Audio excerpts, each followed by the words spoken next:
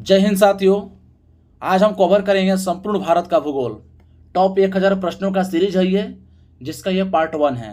साथियों, इस वीडियो में जितने भी प्रश्न लिए गए हैं सभी बुकों का ये निचोड़ है। चाहे आपके एनसीईआरटी हो, चाहे घटना चक्र हो, चाहे लूसेंट हो, ये मास्टर वीडियो होने वाली है। इससे बाहर आपका एक भी प्रश्न एग्जाम में नहीं जाएगा, यकीन मानिए। जितने भी प्रश्न लिए गए हैं सभी एग्जाम के पॉइंट ऑफ व्यू से इंपॉर्टेंट है और सिलेक्टेड क्वेश्चन है। ये सारे प्रश्न किसी न किसी एग्जाम में पूछे जा चुके हैं और एक बार नहीं कई बार पूछे जा चुके हैं। इसलिए साथियों, वीडियो में बने रहिएगा, वीडियो में पूरा बने रहिएगा और देखिएगा, क्योंकि इसमें आपको क्वेश्चन का लेवल देख कर पता चल जाएगा कि हाँ, ये क्वेश्चन जो स्टैंडर्ड लेवल का है। साथियों, आइए वीडियो की शुरुआत करते हैं। पहला प्रश्न है हमारा कि कर्क रेखा भारत के कितने राज्यों से होकर गुजरती है। देखिए, कर्क रेखा जो है भारत के 8 राज्यों से होकर गुजरती है। वो 8 राज्य कौन कौन है? छत्तीसगढ़, पश्चिम बंगाल, मिजोरम, राजस्थान, गुजरात, मध्य प्रदेश, झारखंड और त्रिपुरा। साथियों, चाहे आप किसी भी एग्जाम की तैयारी करें, चाहे आप कोई भी एग्जाम देने जाए, इससे एक प्रश्न पूछा ही पूछा जाता है। यकीन मानिए, एक प्रश्न यहाँ से आएगा ही। अगला प्रश्न है कि भारत को लगभग 2 बराबर भागों में कौन सा अक्षांश विभाजित करता है।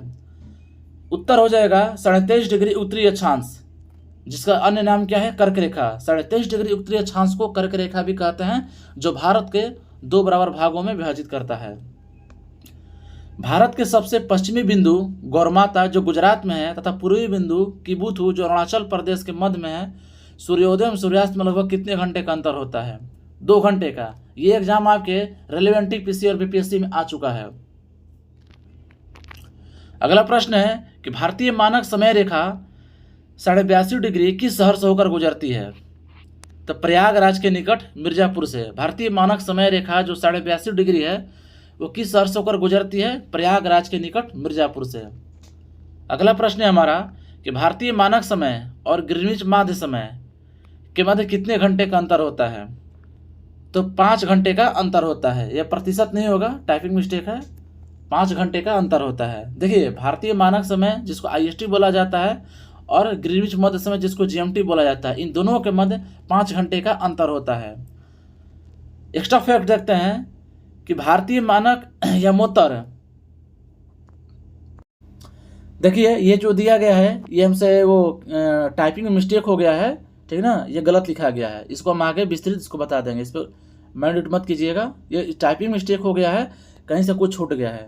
चलिए अगले प्रश्न तरफ बढ़ते हैं। क्षेत्रफल की दृष्टि से भारत का विश्व में कौन सा स्थान है? 7वां स्थान है।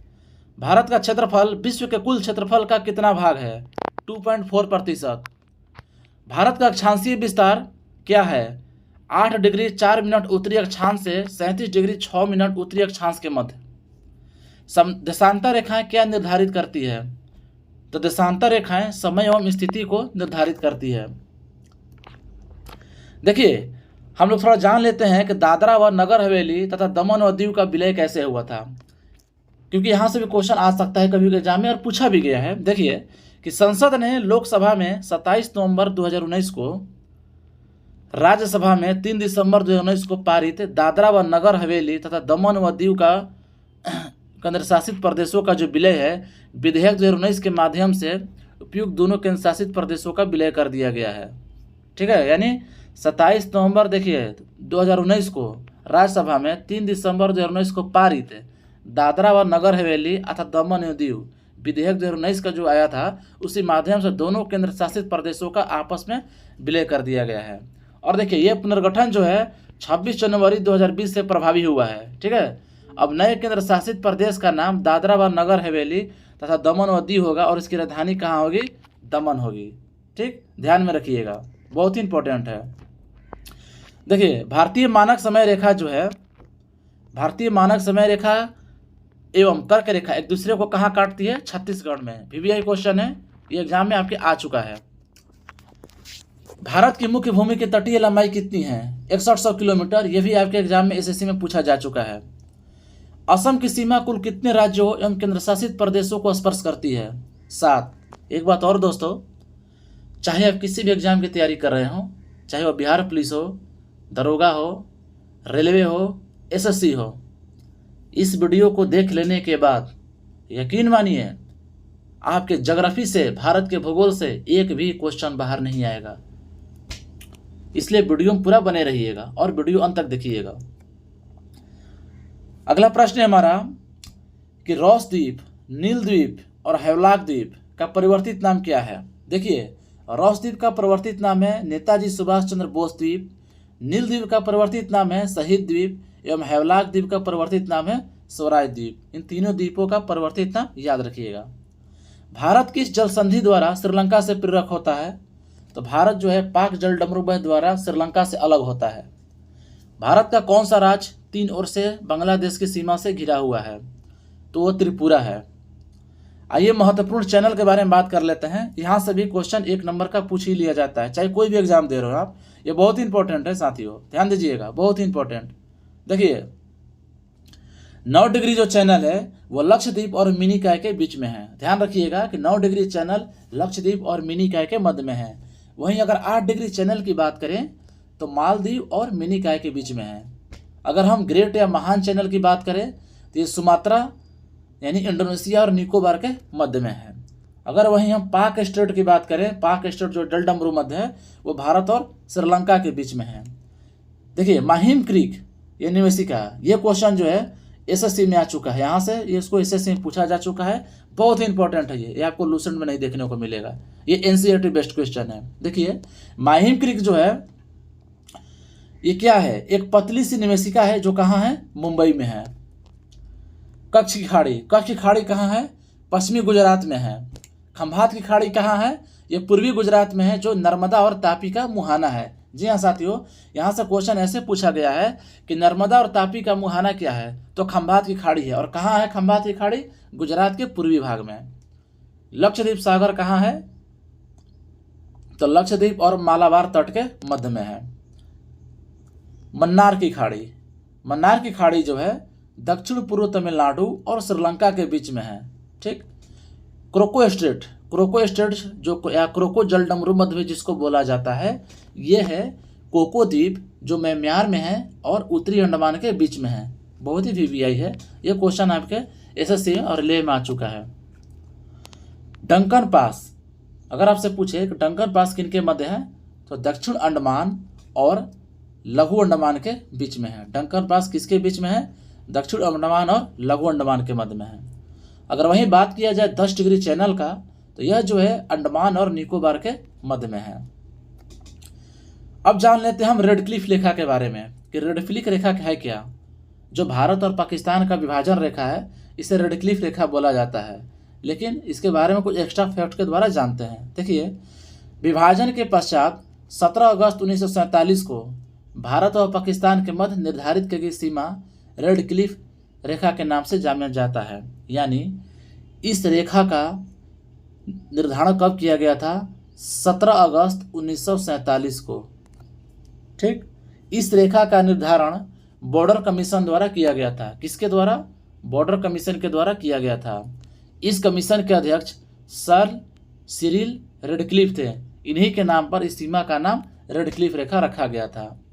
अगर वहीं बात किया जाए मैकमोहन लाइन के बारे में, तो देखिए अंग्रेजों के शासन के दौरान भारत व चीन के मध्य उत्तर पूर्व में यह सीमा रेखा 27 अप्रैल 1914 को निर्धारित की गई थी। साथियों ये ईस्वी आपका बहुत ज़्यादा इंपॉर्टेंट है। ये यहाँ से एक क्वेश्चन अगर बनेगा तो ईस्वी से ही बनेगा कि मैकमोहन लाइन का निर्धारण कब किया गया था। तो ध्यान रखना है आपको 27 अप्रैल 1914 को, जिसे मैकमोहन रेखा कहा गया।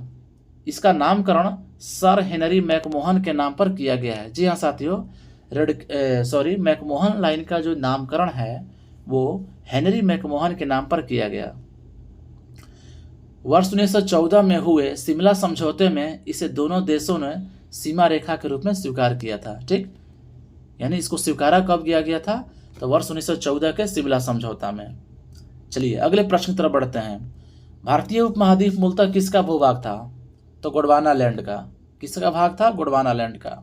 देखिए कि भारत में उपलब्ध पराचुंबकीय परिणामों से संकेत मिलते हैं कि प्राचीन काल में भारतीय उत्तर भारत दिशा की ओर विस्थापित हुआ है। देखिए यहाँ से एग्जाम में क्वेश्चन बिहार पुलिस में आया है और दरोगा भी अगर पूछा गया था, क्वेश्चन यूँ पूछा गया था कि भारत में किस किस संकेतों से पता चलता है कि प्राचीन भारत काल में भारतीय भूखंड जो था उत्तर दिशा की ओर विस्थापित हुआ था।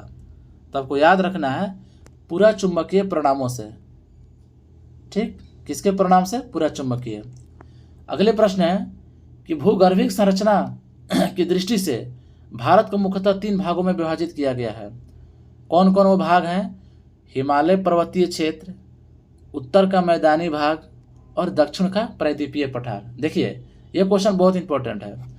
यानी जियोलॉजिकल स्ट्रक्चर की दृष्टि से देखा जाए तो भारत को 3 भाग में बांट दिया गया है। वो पहला भाग है हिमालय पर्वतीय क्षेत्र, दूसरा भाग हो जाएगा उत्तर का मैदानी भाग और तीसरा भाग हो जाएगा दक्षिण का प्रायद्वीपीय पठार। अगला प्रश्न है हमारा कि हिमालय का निर्माण समानांतर वलय श्रेणियों से हुआ है। प्राचीनतम श्रेणी कौन सी है? तो हिमालय का जो निर्माण है वलय श्रेणी से हुआ है। अगर इस हिमालय की प्राचीनतम श्रेणी की बात की जाए तो वह है बृहत हिमालय। अगला प्रश्न है कि उत्तर भारत में उप हिमालय क्षेत्र के सहारे विस्तारित समतल मैदान को क्या कहते हैं? तो समतल मैदान को भाबर कहा जाता है। हिमालय का पर्वतीय प्रदेश कौन सा है? तो शिवालिक। शिवालिक शैल समूह के दक्षिण में स्थित भाबर क्षेत्र किस संरचना का उदाहरण है? तो गिरिपद की स्थिति का। हिमालय की सबसे ऊंची पर्वत श्रेणी कौन सी है? तो हिमाद्री या बृहद हिमालय। ध्यान रखिएगा, अगर बात किया जाए हिमालय की सबसे ऊंची पर्वत श्रेणी तो वह है बृहद हिमालय या उसे हिमाद्री के नाम से भी जाना जाता है।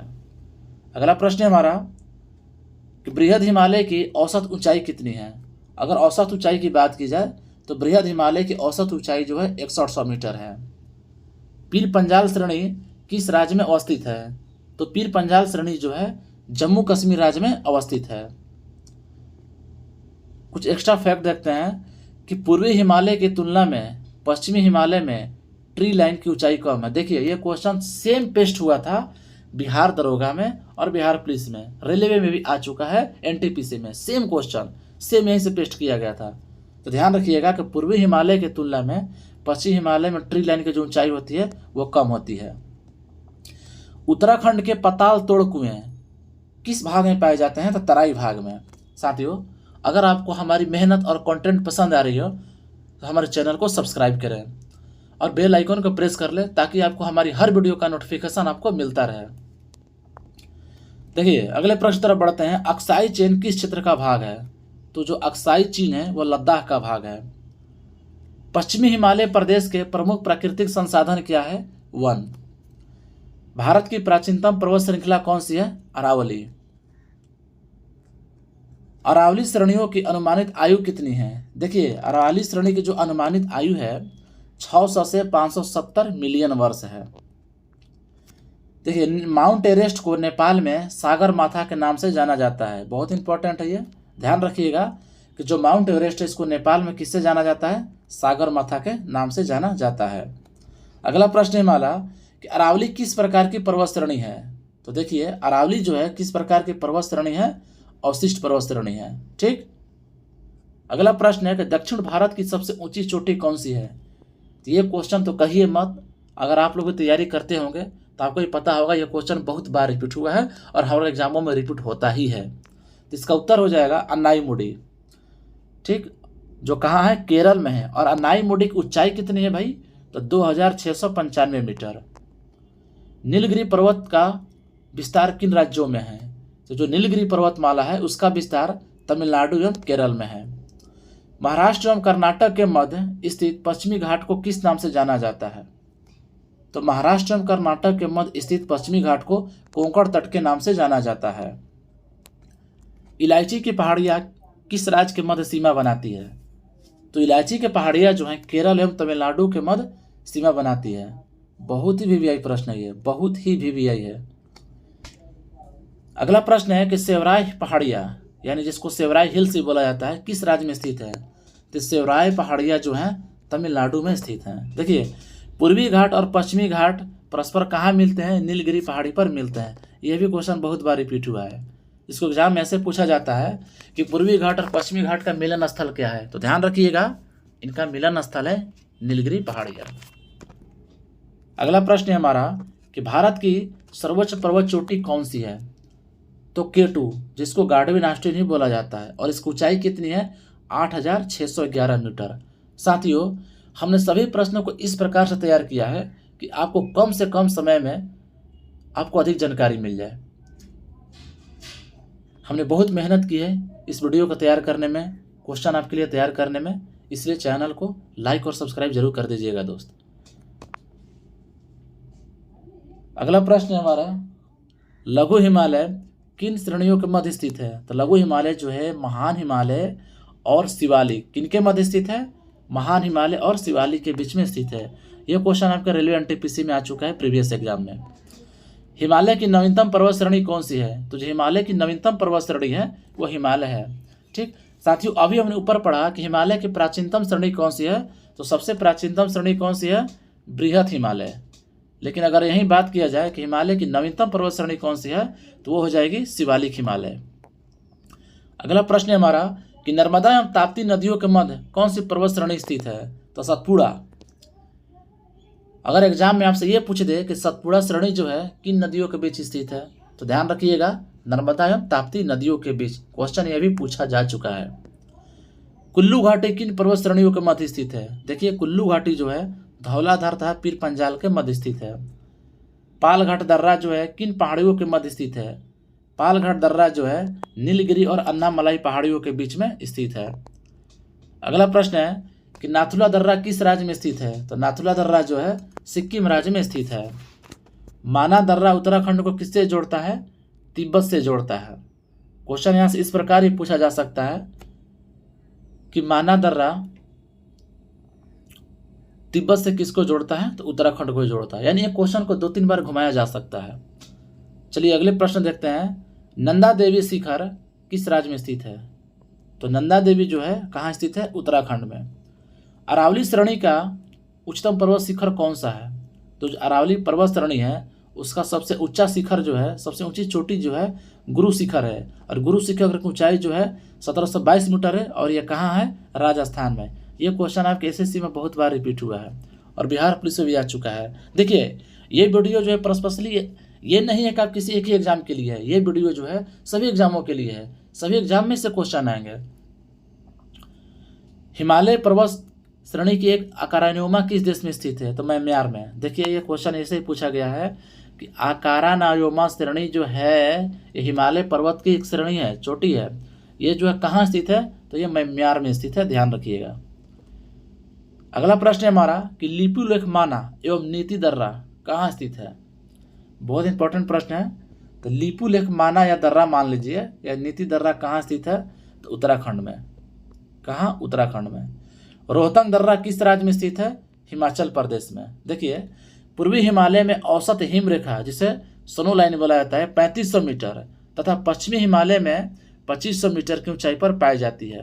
क्वेश्चन यहाँ से पूछा गया है आपके बिहार पुलिस में कि पूर्वी हिमालय में जो औसत हिम रेखा कितनी ऊंचाई पर पाया जाता है? तो 3500 मीटर पर। अगर वहीं बात करें पश्चिमी हिमालय में तो 2500 मीटर पर औसत हिम रेखा पाया जाता है। अगला प्रश्न है हमारा कि भारत का सबसे बड़ा हिमनद कौन सा है?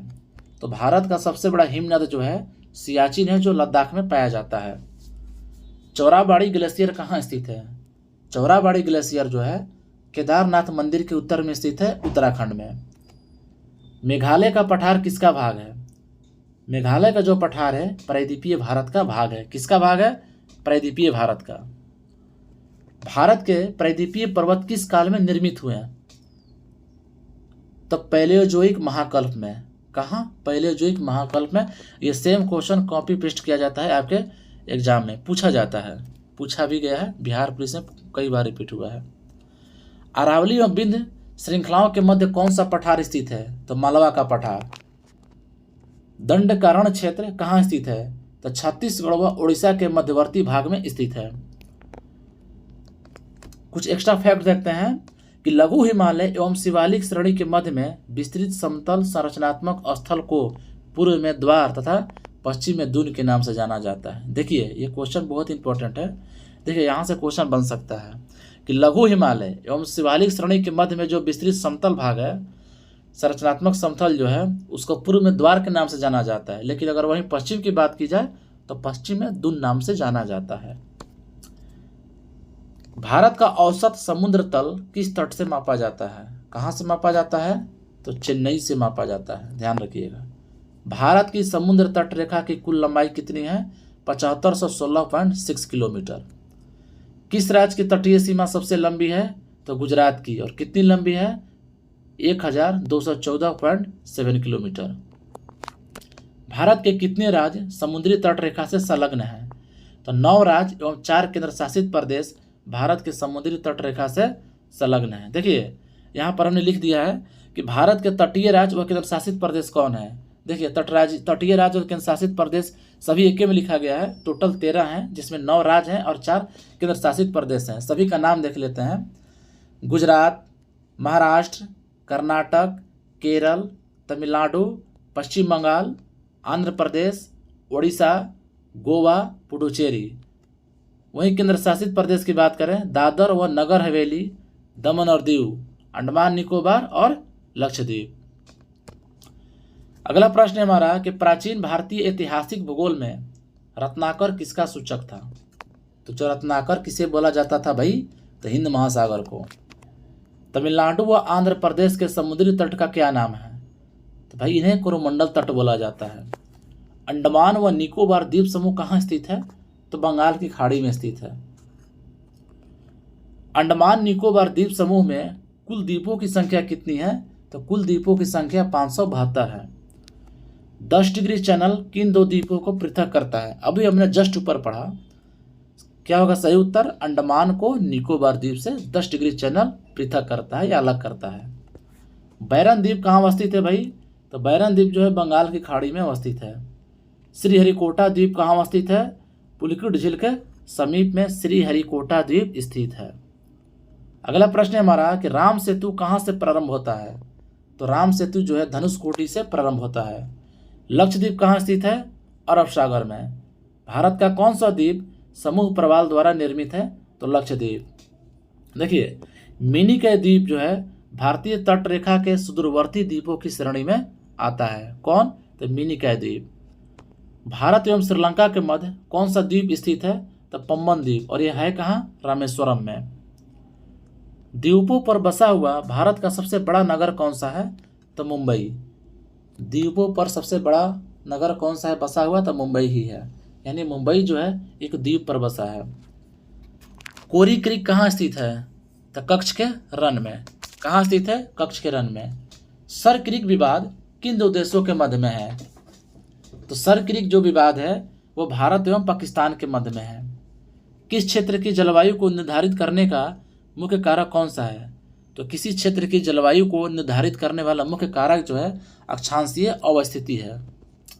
देखिए यहाँ पर कुछ एक्स्ट्रा फैक्ट हमने लिया है, बहुत इंपॉर्टेंट है ये, कि जलवायु को नियंत्रित करने वाले कारकों से संबंधित शब्द। जलवायु को नियंत्रित करने वाले कारकों के लिए एक शब्द किसका प्रयोग किया जाता है? लैंड फॉर्म्स का। और लैंड फॉर्म्स का हम पूरा रूप देख लेते हैं। एल से होता है लेटिट्यूड, जिसको हिंदी में अक्षांश बोलते हैं। ए से होता है अल्टीट्यूड, जिसको ऊंचाई बोलते हैं। एन से होता है नियरनेस फ्रॉम सी, जिसे समुद्र तट से निकटता बोलते हैं। डी से होता है डायरेक्शन ऑफ विंड, जिसे पवन की दिशा बोलते हैं। और एफ से होता है फॉरेस्ट, यानी इसको ध्यान से रखिएगा, याद रखिएगा। और ओ से होता है ओशियन करेंट्स, जिसे समुद्री जलधाराएं बोलते हैं। आर से हो जाएगा रेनफॉल, जिसे वर्षा बोला जाएगा।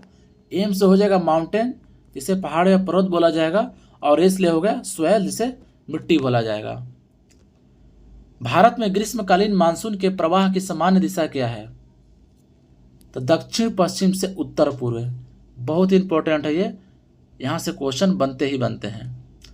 भारत के उत्तर पश्चिमी मैदानों में शीत ऋतु में किसके प्रभाव से वर्षा होती है? यह भी इंपॉर्टेंट है भाई, ध्यान रखिएगा कि पश्चिमी विक्षोभों में जो होती है, पश्चिमी विक्षोभों के प्रभाव से भारत के उत्तरी पश्चिमी मैदानों में शीत ऋतु में वर्षा होती है। और उत्तर पश्चिमी मैदानों के अंतर्गत आते कौन कौन है? देखिए यहाँ लिखा है हमने कि पंजाब एवं तमिलनाडु। यानी क्वेश्चन आपके यहाँ से पूछा जा सकता है कि पश्चिमी विक्षोभों के प्रभाव से किन राज्यों में शीत ऋतु में वर्षा होती है? ध्यान रखिएगा, पंजाब एवं तमिलनाडु में। भारत में औसत वार्षिक वर्षा कितनी है? तो लगभग 125 सेंटीमीटर। भारत में सर्वाधिक वर्षा किन क्षेत्रों में होती है? तो पश्चिमी घाट, पूर्वी घाट तथा मेघालय में। भारत में उष्णकटिबंधीय मानसूनी जलवायु पाई जाती है तथा यहाँ सर्वाधिक वर्षा दक्षिण पश्चिम मानसून द्वारा होती है। जलवायु को मानसूनी जलवायु भी कहा जाता है। ये नाम आपको हमेशा याद रखना है, दक्षिण पश्चिम मानसून, क्योंकि यहाँ से क्वेश्चन डायरेक्टली पूछा गया है कि भारत में जो वर्षा होती है उष्णकटिबंधीय मानसूनी जलवायु पाई जाती है, लेकिन वर्षा जो होती है किस मानसून से होती है? तो दक्षिण पश्चिम मानसून से होती है। अगला प्रश्न है हमारा कि भारतीय महाद्वीप पर ग्रीष्म ऋतु में उच्च ताप और निम्न दाब हिंद महासागर वायु का आकर्षण ड्रॉ करते हैं, जिसके कारण प्रभावित होती है। तो क्या प्रभावित होती है? दक्षिण पश्चिम मानसून। यानी बताया गया है कि दक्षिण पश्चिम भारतीय उपमहाद्वीप में कैसे प्रभावित होती है। अब जान लेते हैं कुछ हम व्यापारिक पवने के बारे में, जिसे ट्रेड विंड्स बोला जाता है। एग्जाम के पॉइंट ऑफ व्यू से ये भी बहुत इंपॉर्टेंट है साथियों। देखिए, व्यापारिक पवने जो होती हैं 0 डिग्री से 30 डिग्री उत्तरी एवं दक्षिण अक्षांशों के मध्य बहती है। यानी व्यापारिक पवने 0 डिग्री से 30 डिग्री उत्तरी एवं दक्षिण अक्षांशों के मध्य बहने वाली विषुवतीय निम्न वायु दाब कटिबंधों 0 डिग्री से 5 डिग्री NS नॉर्थ साउथ की ओर बहती है। उत्तरी गोलार्ध में उत्तर पूर्व व्यापारिक पवने तथा दक्षिणी गोलार्ध में, देखिए उत्तरी गोलार्ध में क्या बोला जाएगा? उत्तरी गोलार्ध में उत्तर पूर्व व्यापारिक पवने तथा दक्षिण वाली पवने हैं। ये पवने उष्ण उच्च वायु दाब कटिबंधों से गोलार्ध में इन्हें दक्षिण पूर्व व्यापारिक पवन कहा जाता है। यानी इन्हें उत्तरी गोलार्ध में उत्तर पूर्व व्यापारिक पवन तथा दक्षिण गोलार्ध में क्या बोला जाएगा? दक्षिण पूर्व व्यापारिक पवन। अगला प्रश्न है हमारा कि भारत में दक्षिण पश्चिम मानसून का समय समानतः कब से कब तक होता है? दक्षिण पश्चिम मानसून यानी कब से कब रहेगा? जून से सितंबर तक। भारत में मानसून का आगमन सबसे पहले किस राज्य में होता है? केरल में। भारत में नार्वेस्टर की उत्पत्ति कहाँ होती है? छोटा नागपुर पठार पर। इस क्वेश्चन को वीवीआई कीजिए, डबल स्टार मार्क कीजिए। ये आपके क्वेश्चन एग्जाम में बनने की 99% संभावना होती है। याद रखिएगा कि भारत में जो नार्वेस्टर है उसकी उत्पत्ति कहाँ होती है? छोटा नागपुर पठार पर। अगला प्रश्न है हमारा कि तमिलनाडु मानसून के समय महीने कौन से हैं? यानी जो तमिलनाडु में जो मानसून होता है नवंबर दिसंबर उसका महीना है। अभी हमने ऊपर पढ़ा कि जो तमिलनाडु है यहाँ पर जाड़े में शीत ऋतु में वर्षा होती है। भारतीय मानसून को प्रभावित करने वाले कारक कौन कौन से हैं? तो भाई भारतीय मानसून को प्रभावित करने वाले घटक जो हैं तिब्बत का पठार, जेट स्ट्रीम, एल नीनो एवं ला नीना। ठीक, तिब्बत का पठार, जेट स्ट्रीम सब धारा के नाम है जो समुद्री धाराएं होती हैं, एल नीनो और ला नीना। हम एक कंप्लीट वीडियो समुद्री धाराओं के बारे में लाएंगे, जिसमें समुद्री गर्म जल धाराएं और समुद्री ठंडी जल धाराएं उसका विस्तृत एक्सप्लेनेशन रहेगा। अगला प्रश्न है हमारा, उत्तर पूर्वी मानसून में सबसे अधिक वर्षा प्राप्त करने वाला राज्य कौन सा है? तो तमिलनाडु। भारत के किन क्षेत्रों में औसत वार्षिक वर्षा 200 किलोमीटर होती है?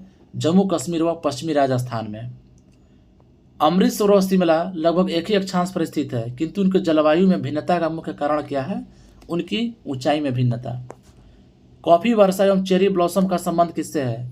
ग्रीष्म ऋतु समाप्त होते ही पूरे मानसून की बौछार से। यानी देखिए, जो कॉफी वर्षा है या जिसको चेरी ब्लॉसम बोला जाता है, कहाँ होता है? कर्नाटक में होता है। ध्यान रखिएगा, यहाँ शहर का नाम ही पूछा जाता है। कब होता है? कि ग्रीष्म ऋतु के समाप्त जैसी होती है, जैसे मानसून आती है उसकी बौछार से यह कॉफी वर्षा या चेरी ब्लॉसम होता है। आम्र वर्षा किस राज्य से संबंधित है? तो आम्र वर्षा कहाँ होती है? केरल एवं तटीय कर्नाटक क्षेत्रों में। यह भी आपके क्वेश्चन जो एग्जाम में कई बार पूछा गया है। भारत में सर्वाधिक दैनिक तापांतर किस स्थान पर पाया जाता है? तो भारत में सर्वाधिक दैनिक तापांतर राजस्थान के मरुस्थलीय क्षेत्र में पाया जाता है। भारत में मानसून के प्रस्फोट के लिए किसे उत्तरदायी माना जाता है? पूर्वी जेट प्रवाह को। चंबल घाटी का निर्माण किस भौगोलिक प्रक्रिया से हुआ है? चंबल घाटी बहुत ही चर्चित नाम है ये। तो चंबल घाटी का जो निर्माण हुआ है साथियों, अवनालिका अपर्दन से, जिसको इंग्लिश में बोला जाएगा गुल्ली इरोजन। चाय बागानों के लिए उपयुक्त मृदा कौन सी है? लेटराइट। दोमट मिट्टी में कौन से कण पाए जाते हैं? तो दोमट मिट्टी में गाद, मृतिका व रेत, ये 3 चीज पाए जाते हैं। भारत की मृदाओं में किस सूक्ष्म तत्व की सर्वाधिक कमी है? तो जस्ता। जो भारत की मिट्टियां हैं इनमें जस्ता की सर्वाधिक कमी है। गंगा के मैदान की पुरानी जलोढ़ मिट्टी को क्या कहते हैं? तो बांगर कहा जाता है। बहुत इंपॉर्टेंट है ये। अम्लीय मृदा को कृषि योग्य बनाने हेतु किस खनिज का प्रयोग किया जाता है? तो अम्लीय मृदा को कृषि योग्य बनाने हेतु लाइम या चूना का प्रयोग किया जाएगा। भारत में सर्वाधिक क्षारीय मृदा किस राज्य में पाई जाती है? तो सर्वाधिक क्षारीय मृदा जो है उत्तर प्रदेश में पाई जाती है। लवणीय मृदा में नाइट्रोजन व चूने की अल्पता पाई जाती है। जो लवणीय मिट्टी होती है उसमें नाइट्रोजन या चूने का जो अल्पता यानी बहुत कम मात्रा में पाया जाता है। जैव मृदा का रंग नीला क्यों होता है? बहुत वीवीआई प्रश्न है ये। तो जैव मृदा का जो रंग नीला होने का कारण है अम्लीय व फेरस आयरन की उपस्थिति के कारण। यानी जैव मृदा में अम्लीय व फेरस आयरन की उपस्थिति होती है जिसका कारण उसका रंग नीला होता है। पश्चिमी राजस्थान की मृदा में किस खनिज की अधिकता पाई जाती है? कैल्शियम की।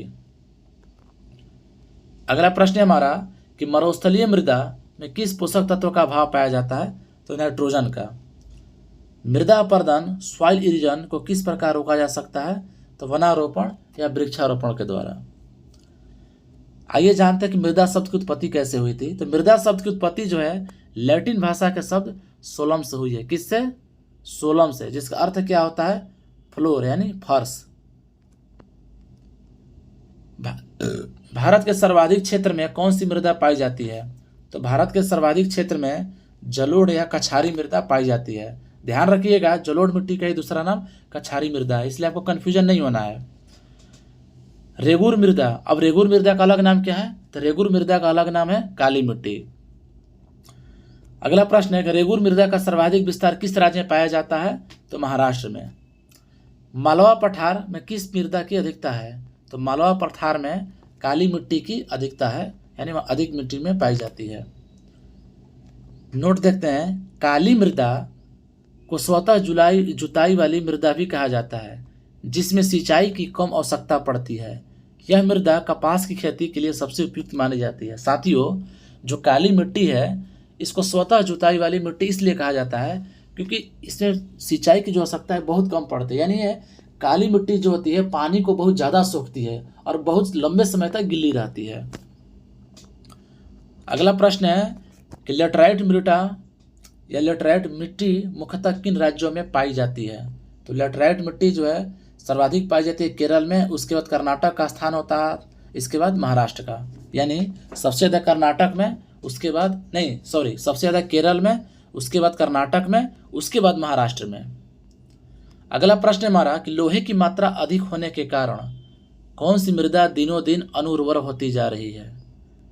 यानी लोहे की मात्रा किस मिट्टी में अधिक हो गया जिसके कारण मिट्टी जो है बंजर बनी जा रही है?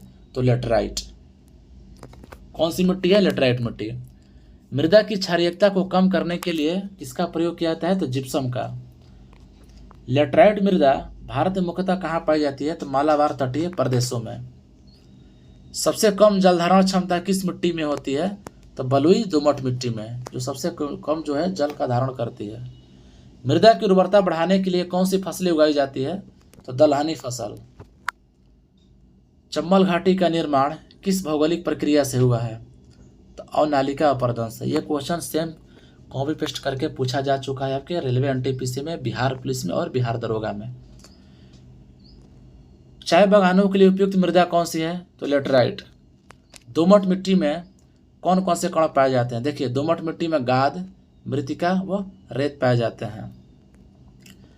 भारत की मृदाओं में किस सूक्ष्म तत्व की सर्वाधिक कमी है? तो भारत की मृदाओं में जस्ता की सर्वाधिक कमी है। गंगा की पुरानी जलोढ़ मिट्टी क्या कहलाती है? बांगर कहलाती है।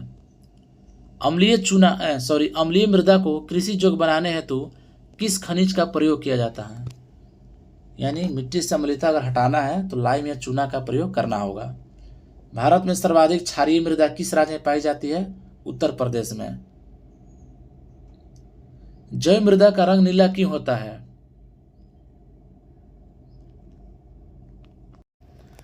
अगला प्रश्न है हमारा कि पश्चिमी राजस्थान की मृदा में किस खनिज की अधिकता पाई जाती है? तो कैल्शियम की। साथियों, हो सकता है कुछ क्वेश्चन रिपीट हो गए हैं, तो वो टाइपिंग मिस्टेक हो गया है, इसलिए इसे माइंडली मत लीजिएगा। आप क्वेश्चन को, आप वीडियो को स्किप आगे का भगा कर भी देख सकते हैं। मरुस्थलीय मृदा में किस पोषक तत्व का अभाव पाया जाता है? नाइट्रोजन। ये क्वेश्चन हमने ऊपर करा दिया है। हम आगे बढ़ते हैं यहाँ से। हाँ, यहाँ से है कि भारत के सर्वाधिक बृहद क्षेत्र में किस प्रकार के वन पाए जाते हैं? तो भारत के सर्वाधिक बृहद क्षेत्र में उष्णकटिबंधीय शुष्क पर्णपाती वन पाए जाते हैं। उष्णकटिबंधीय सदाबहार वनों में औसत वर्षा कितनी होती है? तो उष्णकटिबंधीय सदाबहार वन क्षेत्रों में औसत वर्षा जो है 200 सेंटीमीटर से अधिक होती है। भारतीय वनस्पति सर्वेक्षण, जिसे PSI बोला जाता है, के संस्थापक कौन थे? सर जॉर्ज किंग थे, तथा इसकी स्थापना जो हुई थी 13 फरवरी 1890 को हुई थी। ध्यान रखिएगा, यानी भारतीय वनस्पति सर्वेक्षण की स्थापना 13 फरवरी 1890 को हुई थी। भारत में सिनकोना वृक्ष कहाँ पाया जाता है? तो दार्जिलिंग में पाया जाता है। कत्था बनाने हेतु किस वृक्ष की लकड़ी का प्रयोग होता है? तो खैर। सामाजिक वानिकी में प्रयुक्त बहुउद्देशीय वृक्ष का उदाहरण क्या है? तो खेजड़ी, जिसको खेजड़ी भी बोला जाता है। भारत में वन संरक्षण अधिनियम किस वर्ष पारित किया गया था? तो वर्ष 1980 में। सेम क्वेश्चन आपके कई एग्जाम में, रेलवे, SSC, बिहार पुलिस, सब में पूछा गया है। ये क्वेश्चन हर एग्जाम में पूछ ही लिया जाता है एक बार। सागौन, जिसको टीक बोला जाता है, तथा साल के वृक्ष किस प्रकार के वनों में पाए जाते हैं? यानी सागौन और साल के जो वृक्ष हैं वो उष्णकटिबंधीय आर्द्र पर्णपाती वनों में पाए जाते हैं। बांस की कौन सी प्रजाति छत्तीसगढ़ में पाई जाती है? तो लाठी बांस। या क्वेश्चन आपसे ये पूछा जा सकता है कि लाठी बांस कहाँ पाई जाती है? तो छत्तीसगढ़ में। आइए देख लेते हैं भारतीय वन प्रबंधन संस्थान के बारे में कुछ एक्स्ट्रा फैक्ट के साथ, कि भारतीय वन प्रबंधन संस्थान की स्थापना जो हुई थी वर्ष 1982 में हुई थी। कहाँ हुई थी? भोपाल में। वृक्षों को बचाने के लिए चिपको आंदोलन की शुरुआत कहाँ से हुई थी? उत्तराखंड के टिहरी गढ़वाल जनपद से हुई थी। ये नाम ध्यान में रखिएगा। भारत का सबसे बड़ा वनस्पति उद्यान कहाँ स्थित है? कोलकाता में स्थित है। भारत में सबसे बड़ा वनस्पति उद्यान कहाँ स्थित है? तो भारत में सबसे बड़ा जो वनस्पति उद्यान है वो कोलकाता में स्थित है। काजीरंगा राष्ट्रीय उद्यान किसके लिए प्रसिद्ध है? तो एक सींग वाले गैंडे के लिए। और काजीरंगा राष्ट्रीय उद्यान जो है ये कहाँ स्थित है? असम में। अगला प्रश्न है कि महात्मा गांधी मरीन राष्ट्रीय उद्यान किस राज्य में स्थित है? तो अंडमान और निकोबार द्वीप समूह में। ये क्वेश्चन साथियों बहुत ही इंपॉर्टेंट है। ये क्वेश्चन बिहार पुलिस और बिहार दरोगा एवं SSC CGL में आ चुका है, इसलिए ध्यान रखिएगा। ये क्वेश्चन आपको लूसेंट में नहीं मिलेगा।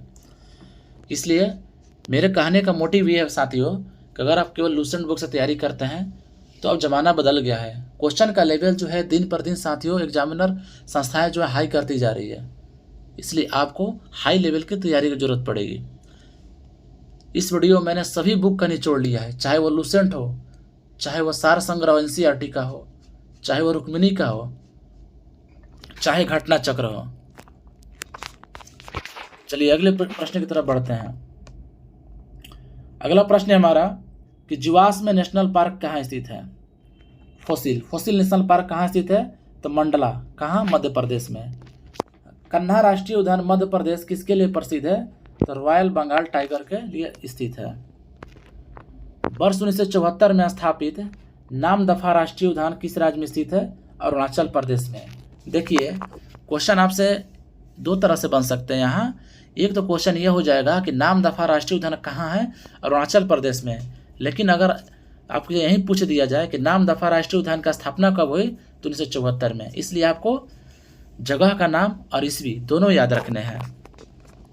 बांदीपुर राष्ट्रीय उद्यान जो कर्नाटक में है किस वर्ष स्थापित किया गया था? तो बांदीपुर राष्ट्रीय उद्यान की भी स्थापना 1974 में ही हुई थी। नागरहोल राष्ट्रीय उद्यान जो कर्नाटक में है इसका परिवर्तित नाम क्या है? यानी इसका नाम बदल दिया गया है और इसका नाम अब हो गया है राजीव गांधी राष्ट्रीय उद्यान। नोकरेक जैवमंडलीय क्षेत्र किस राज्य में स्थित है? तो नोकरेक जैवमंडलीय क्षेत्र जो है मेघालय में स्थित है। भारत का प्रथम राष्ट्रीय उद्यान कौन सा है? फर्स्ट नेशनल पार्क कौन सा है? जिम कॉर्बेट राष्ट्रीय उद्यान। अगला प्रश्न हमारा कि रणथंभौर वन्यजीव अभ्यारण्य किस राज्य में है? तो राजस्थान में। कुछ एक्स्ट्रा फैक्ट देख लेते हैं कि विलुप्त हो रहे जीवों तथा पेड़ पौधों के जीनों के संरक्षण हेतु नॉर्वे द्वारा अंतर्राष्ट्रीय जीन बैंक की स्थापना की जा रही है। यानी ध्यान रखना है आपको कि जितने भी विलुप्त हो रहे हैं जीव जंतु या पेड़ पौधे, उनको संरक्षण के लिए नॉर्वे द्वारा एक बैंक की स्थापना की जा रही है, एक संस्था की स्थापना की जा रही है जिसका नाम है अंतर्राष्ट्रीय जीन बैंक। भारत का प्रथम गिद्ध प्रजनन केंद्र कहाँ है? पिंजौर में है, जबकि दूसरा राजभाटा या रावत भाटा पश्चिम बंगाल में है। ये देखिए क्वेश्चन यहाँ से एग्जाम में आ चुका है। यानी भारत का प्रथम गिद्ध प्रजनन केंद्र कहाँ है? पिंजौर में। दूसरा कहाँ है? राजभटखावा, जो पश्चिम बंगाल में पड़ता है। अगला प्रश्न है हमारा कि सिमलीपाल वन्यजीव अभ्यारण्य उड़ीसा राज्य के किस जिले में स्थित है? तो जो सिमलीपाल वन्यजीव अभ्यारण्य है ये मयूरभंज जिला में स्थित है। भरतपुर पक्षी विहार कहाँ है? राजस्थान में। साइबेरियन सारस के लिए प्रसिद्ध है। एग्जाम में से क्वेश्चन इस प्रकार पूछा जाएगा कि साइबेरियन सारस के लिए कौन सा पक्षी अभ्यारण्य प्रसिद्ध है? तो भरतपुर। और भरतपुर कहाँ है? राजस्थान में। और इसका एक अन्य नाम भी है जिसे केवलादेव घाना पक्षी विहार के नाम से भी जाना जाता है। अगला प्रश्न है हमारा कि संयुक्त राष्ट्र महासभा ने किस दशक को जैव विविधता का दशक घोषित किया था? तो वर्ष 2011 से 20 को।